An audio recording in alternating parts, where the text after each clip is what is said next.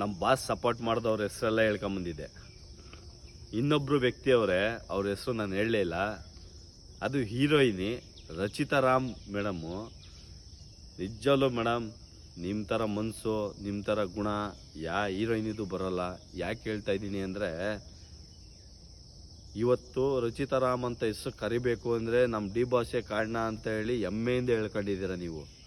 ಅದು ನಮಗೆ ಇಷ್ಟ ಆಗಿರೋದು. ನಿಮಗೆ ಅಭಿಮಾನಿಗಳು, ಡಿ ಬಾಸ್ ಅಭಿಮಾನಿ ಮನಸ್ಸೆಲ್ಲ ಗೆದ್ಬಿಟ್ರಿ ನೀವು. ನಿಜವಲ್ಲೂ ತುಂಬ ಅಂದರೆ ತುಂಬ ಖುಷಿ ಆಗುತ್ತೆ ಮೇಡಮ್ ನಮ್ಮ ಬಾಸ್ ಬಗ್ಗೆ ನೀವು ಹಿಂಗೆ ಹೇಳಿದ್ದು. ಬಾಸು ನೋಡಿದ್ರಲ್ಲ, ನಮ್ಮ ಬಾಸ್ ಅವತ್ತು ನಿಮಗೆ ಚಾನ್ಸ್ ಕೊಟ್ಟಿರಲಿಲ್ಲ ಅಂದಿದ್ರೆ ನೀವಿವತ್ತು ರಚಿತಾ ರಾಮ್ ಅಂತ ಹೆಸರು ಬರ್ತಾನೆ ಇರಲಿಲ್ಲ. ಅದು ನೀವಾಗೇ ನೀವು ಹೇಳ್ಕೊಂಡಿದ್ದು. ನಿಜಲ್ಲೂ ಬಾಸ್ ಹೇಳ್ಬಾರ್ದು, ನೀವು ಹೇಳಬೇಕು. ಅದು ನೀವು ಹೇಳಿದ್ದೀರಾ. ನಮ್ಮ ಬಾಸ್ ಇವತ್ತರೆಗೂ ನಾನೇ ರಚಿತಾ ರಾಮ್ನ ಬೆಳೆಸಿದ್ದು ಅಂತೇಳಿ ಎಲ್ಲೂ ಹೇಳ್ಕೊಂಡಿಲ್ಲ, ನೀವೇ ಹೇಳಿದ್ದೀರಾ. ಇವತ್ತು ಈ ಸ್ಥಾನದಲ್ಲಿ ನಾನು ನಿಂತಿದ್ದೀನಿ ಅಂದರೆ ಅವರೇ ಕಾರಣ ಅಂತ ಹೇಳಿದ್ದೀರಾ. ನಿಜಲ್ಲೂ ತುಂಬ ಖುಷಿ ಆಗುತ್ತೆ ಮೇಡಮ್ ಈ ಮಾತು ಕೇಳಿ. ಯಾರೂ ಹೇಳಿಲ್ಲ ಮೇಡಮ್ ಇಂಥ ಮಾತುಗಳು. ನಮ್ಮ ಬಾಸ್ ಎಷ್ಟು ಜನಕ್ಕೆಲ್ಲ ಪ್ರಮೋಷನ್ ಕೊಡಿಸಿದ್ದಾರೆ, ಒಬ್ಬರು ಈ ಮಾತು ಹೇಳಿಲ್ಲ.